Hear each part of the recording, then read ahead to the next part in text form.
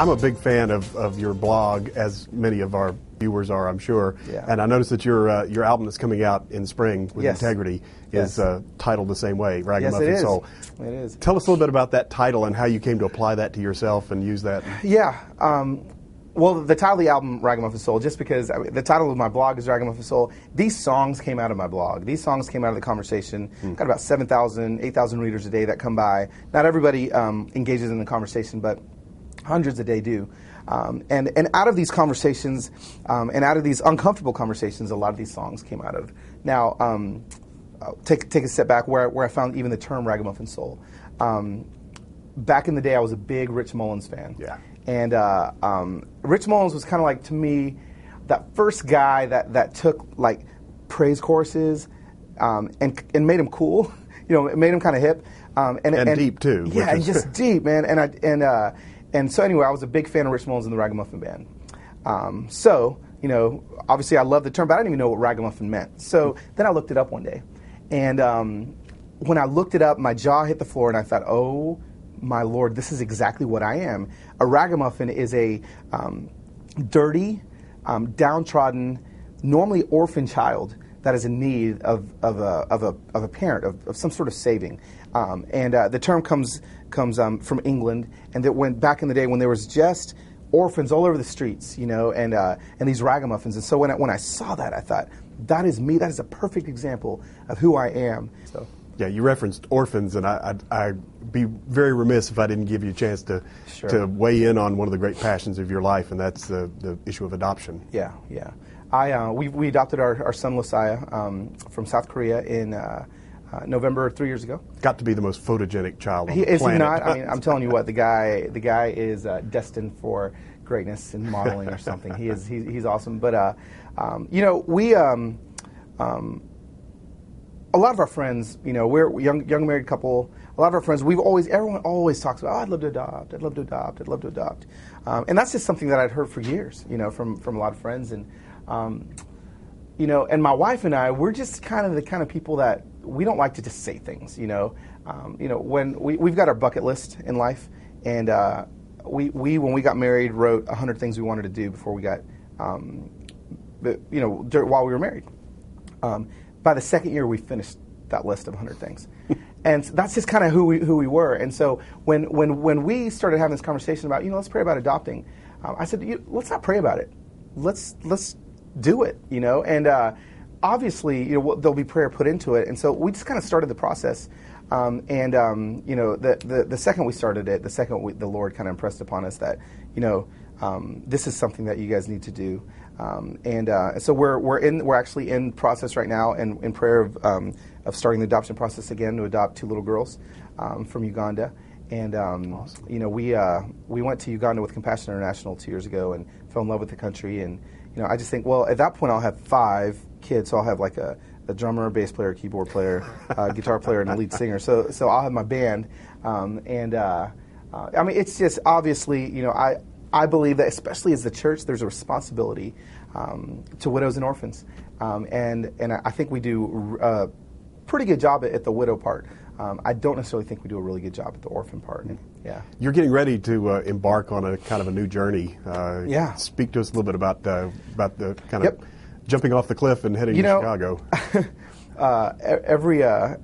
Every time I talk to somebody about my life, and you know, I'm like, yeah, I think it's going to calm down here pretty soon. Like, I think I've been saying that for like 15 years, and I just feel like, again, since we're just so adventurous, we've decided to leave North Point, Buckhead Church, you know, our church of you know, thousands and 10,000s, and leave and go to a church of 10 people. And what we're going to do is we're going to plant a church in the heart of Chicago, in the West Loop, Wicker Park, Bucktown area.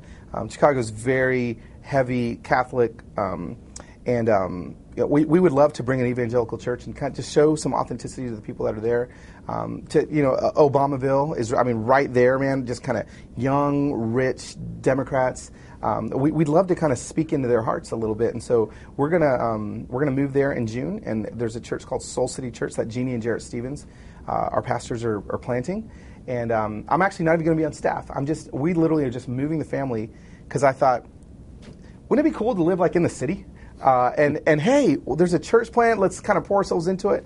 The more we found out about Soul City Church, obviously, the more we fell in love with the concept of just transformation, a transformational soul, everybody being a mentor and everybody mentoring, and 7 days is greater than one. Everything about the church just kind of spoke to us. And so, again, I'm no rookie to church planting. I would never actually wish it on my worst enemy. We planted Sandals Church, 12 years ago, and it was one of the most grueling experiences of my life. And to think that I'm going to try to do this again, I have nightmares about it. But at the same time, the Lord is in it, and He's there already, kind of preparing the way for us. So Soul City Church, we'll launch here in the fall. Awesome. Yeah. There's one other thing I want you to speak to, and that is kind of a shared experience that all of us have that you've just gone through the process of, and that's how do you know and discern the will of God in your life, especially in the big stuff. When if God's speak first, kind of specifically to the specifics of how He started the germ of the idea and the dream and the vision to go to Chicago and plant the church, and then just in general, how has God led you from point to point in your life? Well, I'll even take it a step farther back. 2.5 years ago, we moved from Sandals Church in Southern California to Atlanta. Sandals Church, I planted that church with my best friends. There was 7 of us the first Sunday. Grew into thousands. That was family. I mean, there was no need for me to go anywhere. I mean, it was, I could have been there the rest of my life. And to start feeling the tug of God to tell me to move across the country with my wife, who's from Southern California, my kids, my whole family is from Southern California, to Atlanta. Honestly, one of the most inauthentic, places as far as evangelical America, that there is. Leaving a church that's mission statements to be real with yourself, others, and God, it literally started as an impression on my spirit. When they called me, obviously asking if I'd take the job, and prayed about it, and actually thought, there's really no need for me to go. Like, this is a great place. But when my wife, who's from Southern California, whose whole family is there, started feeling the Lord speaking to her that maybe we should go as well, I think that at that point was some confirmation on our part. And then we moved to Atlanta. Now the whole Chicago thing.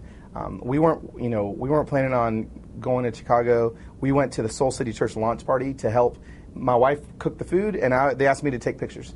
And so that was all we were going to do. We were just going to support our friends Jeannie and Jarrett. We went there and kind of accidentally heard the vision. Got back in the car. We're completely silent for our 20-minute ride home, and she just looked at me and she's like, are you? And I was like, yes. Like, are you? And there was just a cohesiveness in our spirit together. And again, when we got married, I don't think it was magic, but I do believe the scripture that says that you do become one with your spouse, and we were just in agreement that this is something we need to do. I'm at a stage in life where I can kind of work from wherever. And so I said, you know what? I don't want to work at the church, but I want to support the church. I'm not necessarily sure, honestly, that God cares if I worship Him and love Him in Atlanta or in Chicago. He gives me the opportunity to make that decision. So when I made the decision to go to Chicago, I honestly believe that He's going to bless it and He's going to be there. So that's always been kind of my viewpoint on God's will, and in our searching is look around you for answers from people that you love, people that you that pour into you and mentor you and disciple you, but at the same time understand that God allows us to have decisions for a reason, and He's not going to leave us. We're not going to make the wrong decision, and He's not going to say, okay, you're done. He always has a plan. He always has a plan, and so anyway.